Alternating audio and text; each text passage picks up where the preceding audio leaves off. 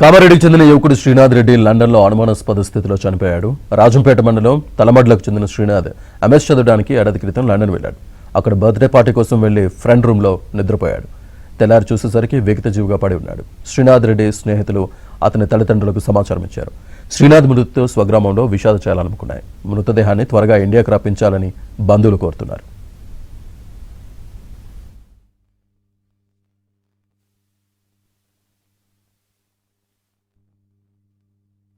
ఇదే విషయానికి సంబంధించి పూర్తి సమాచారాన్ని ఒక రెస్పాండెంట్ శ్రీపతి అందిస్తారు. శ్రీపతి. శ్రీనివాస్, రాజంపేట మండలం తలమడ్ల గ్రామానికి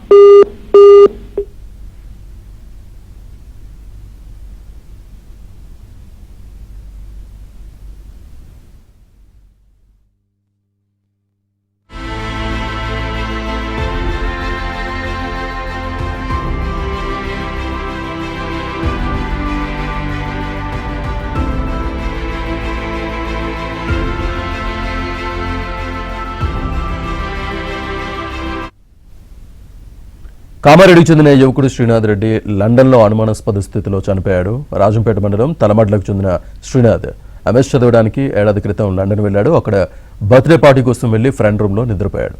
తెల్లారి చూసేసరికి జీవిగా పడి ఉన్నాడు. శ్రీనాథ్ రెడ్డి స్నేహితులు అతని తల్లిదండ్రులకు సమాచారం ఇచ్చారు. శ్రీనాథ్ మృతితో స్వగ్రామంలో విషాద ఛాయలనుకున్నాయి. మృతదేహాన్ని త్వరగా ఇండియాకు రప్పించాలని బంధువులు కోరుతున్నారు.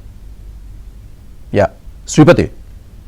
శ్రీనివాస్, తలమడ్ల గ్రామానికి సంబంధించిన శ్రీనాథ్ రెడ్డి ఎంఎస్ చదవడానికి లండన్ వెళ్ళాడు. అయితే అక్కడ ఈ ప్రాంతానికి సంబంధించిన కొందరు మిత్రులు కూడా ఉన్నారు. వారితో పాటుగానే ఆయన లండన్ లో ఉంటున్నారు. అయితే 2 రోజుల క్రితం ఒక మిత్రుడికి బర్త్డే పార్టీకి సంబంధించి వాళ్ళ ఇంటికి వెళ్ళాడు. ఆ రాత్రి అంతా కూడా ఫ్రెండ్ ఇంట్లోనే గడిపినట్లుగా కుటుంబ సభ్యులకు సమాచారం ఉంది. అయితే మరునాడు ఉదయం ఈయన సొంత రూమ్ లో, ఈయన అద్దెకుండే రూమ్ లో శవంగా కనిపించాడు. ఈ విషయాన్ని మిత్రులంతా కూడా వారి కుటుంబ సభ్యులకు సమాచారం చేరవేశారు.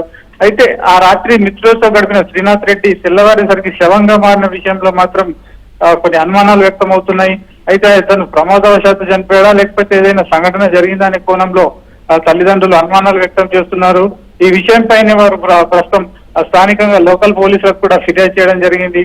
అయితే ప్రధానంగా ఇప్పుడు అక్కడి నుంచి డెడ్ బాడీ వచ్చిన తర్వాత దీనికి సంబంధించి ఒక క్లారిటీ వచ్చే అవకాశం ఉంది.